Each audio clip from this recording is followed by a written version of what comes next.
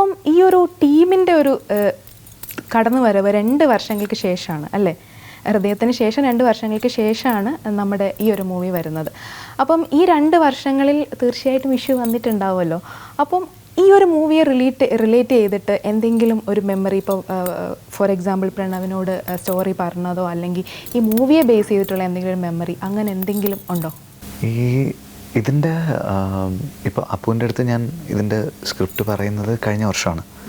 കഴിഞ്ഞ വർഷം നറേറ്റ് ചെയ്ത് അതിൻ്റെ ഒരു ഫസ്റ്റ് ഹാഫ് കഴിഞ്ഞപ്പോൾ തന്നെ അപ്പുവിന് ഭയങ്കര ഇഷ്ടമായി എന്നാണ് എനിക്ക് ഫീൽ ചെയ്തത്. ഉടനെ എൻ്റെ അടുത്ത് ചോദിച്ചു, ഞാൻ എപ്പോൾ തൊട്ടാ പ്രിപ്പറേഷൻ തുടങ്ങേണ്ടതെന്ന് ചോദിച്ചു. അപ്പോൾ മുഴുവൻ സിനിമ കഴിയുന്നതിന് മുമ്പ് തന്നെ ആൾ ചെയ്യണം എന്നുള്ളൊരു മൈൻഡ് സെറ്റിലായിരുന്നു ഫസ്റ്റ് ഹാഫ് കഴിഞ്ഞപ്പോൾ തന്നെ. അപ്പം തൊട്ട് ഒരു ഭയങ്കര രസകരമായിട്ടാണ് ഇതിൻ്റെ ഒരു ഫുൾ പ്രോസസ്സ് പോയിട്ടുള്ളത്. നമ്മുടെ ഒരു പ്രീ പ്രൊഡക്ഷൻ ഒരു 5-6 മാസം ഉണ്ടായിരുന്നു.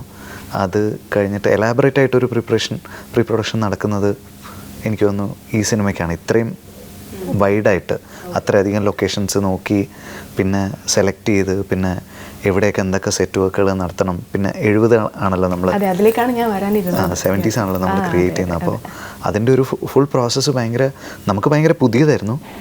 നമ്മൾ പഴയ സ്ഥലമാണ് ക്രിയേറ്റ് ചെയ്യുന്നതെങ്കിലും നമുക്കതൊരു ഭയങ്കര പുതിയ എക്സ്പീരിയൻസ് ആയിരുന്നു. ഒരുപാട് പഠിച്ചു ശരിക്കും.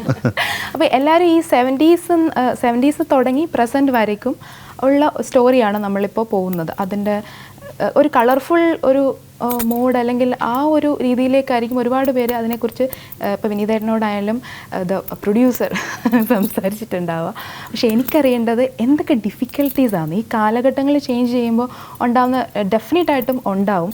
അപ്പോൾ അങ്ങനെ എന്തൊക്കെ ഡിഫിക്കൽട്ടീസാണ് ഈ ഒരു കാലഘട്ടങ്ങൾ ഇങ്ങനെ ചേഞ്ച് ചെയ്ത് ഈ പ്രസൻറ്റ് വരേക്കും ഈ ഒരു മൂവിനെ കൊണ്ടെത്തിക്കാൻ വേണ്ടിയിട്ട് നിങ്ങൾ നേരിട്ടത് എന്നുള്ളത് നമുക്കൊന്ന് അറിയാൻ ആഗ്രഹമുണ്ട്. ആ കളർഫുൾ ഇതിൽ നിന്ന് തുടങ്ങട്ടെ. അതായിരിക്കും ഇല്ല, ഫസ്റ്റ് നമ്മുടെ സ്റ്റോറി സ്ക്രിപ്റ്റ് എല്ലാം കേട്ടപ്പം ആദ്യം സ്റ്റോറിയാണ് കേട്ടത്. എന്ന് വെച്ചാൽ നമുക്ക് ഔട്ട്ലൈൻ കേടുമ്പം ഇത് നല്ല, അന്ന് നമ്മൾ സബ്ജക്റ്റിലാണല്ലോ ഇത് മൊത്തം കേൾക്കണത്. അപ്പോൾ അത് മൊത്തം ഒരു ഭയങ്കര ഇഷ്ടപ്പെട്ടാണ് കേട്ടത്. പിന്നെ ഇതിൻ്റെ ഡീറ്റെയിലിംഗ് വരും. അപ്പോൾ ഡീറ്റെയിലിംഗ് വരുമ്പോഴാണ് ഒരു മൊത്തത്തിൽ ഒരു ഞെട്ടലോടെ ഞാൻ ഇരുന്നത്, കാലഘട്ടത്തിനെ കുറിച്ചും കാര്യങ്ങളും. ബിക്കോസ് നമ്മൾ ഇപ്പോൾ പഴയ മെഡ്രാസ് എന്ന് പറഞ്ഞാൽ ചെന്നൈയിൽ എവിടെയില്ല. കാരണം അവിടെയൊക്കെ മാറി, ലോഡ്ജസ് ഒന്നുമില്ല. അപ്പം ഇവിടെ നമ്മൾ കുറേ ലൊക്കേഷൻസിൽ പോയി ലൊക്കേഷൻ ഹണ്ടും ചെയ്തിട്ടുണ്ടായിരുന്നു. പിന്നെ എവിടെയില്ലെന്ന് വെച്ചിട്ട് നമ്മളെല്ലാം ഇത് റീക്രിയേറ്റ് ചെയ്യേണ്ടി വന്നു. അപ്പോൾ ഇതേപോലെ ഒരു വലിയ സ്ട്രീറ്റും ചെയ്യേണ്ടി വന്നു. ഇതേപോലെ അവിടെ തന്നെ ഒരു 10-12 ഷോപ്സ് ചെയ്യേണ്ടി വന്നു. പിന്നെ ഒരു സ്റ്റുഡിയോ ചെയ്യേണ്ടി വന്നു. കോയമ്പത്തൂരിലൊരു തിയേറ്റേഴ്സിൻ്റെ വേറെ എക്സ്റ്റീരിയർ കാര്യങ്ങൾ. അപ്പം കുറേ സ്വാമീസ് ലോഡ്ജ്. അപ്പോൾ ഡീറ്റെയിലിംഗ് ഭയങ്കര കൂടുതലുള്ളൊരു മൂവിയായിരുന്നു.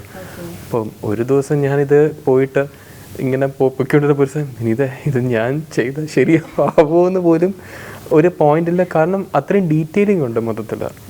പിന്നെ ഞാൻ ട്രയലത്തെല്ലാം പൂട്ടി വെച്ച് ഞാൻ ഇതിനു വേണ്ടി വന്നിവിടെ ഒരു 4 മാസം ഒരു ടീം ഫോം ചെയ്ത് കറക്റ്റ് ഒരു പ്ലാനിങ് ആയിട്ട്. ഇപ്പോൾ വിനീതും ഉണ്ടായിരുന്നു. അപ്പോൾ നമ്മൾ ലൊക്കേഷൻ കാര്യങ്ങളെല്ലാം ഫിക്സ് ചെയ്ത് പിന്നെ മനസ്സിലായി ഇത് പ്ലാൻ ചെയ്ത് പോയില്ലെങ്കിൽ നമുക്കിത് എവിടെ വേണമെങ്കിലും പോയി നിൽക്കും, കോസ്റ്റ് വൈസും നമ്പർ ഓഫ് ഡേയ്സും. പിന്നെ അത് കറക്റ്റ് ഒരു ടീം വന്നിട്ട് ഇത് ചാർട്ട് ചെയ്തുകൊണ്ടാണ് ഇത് കറക്റ്റ് സമയത്ത് തീർന്നതും. പിന്നെ വലിയൊരു ബഡ്ജറ്റ് ഓവർഷൂട്ട് ആവാത്തത്. ഒരു ബഡ്ജറ്റായി, പക്ഷേ ബിയോണ്ട് ബഡ്ജറ്റ് പോയിട്ടില്ല. അതിന്റെ മെയിൻ റീസൺ നമ്മുടെ ഇതിന്റെ ഫുൾ ടീം.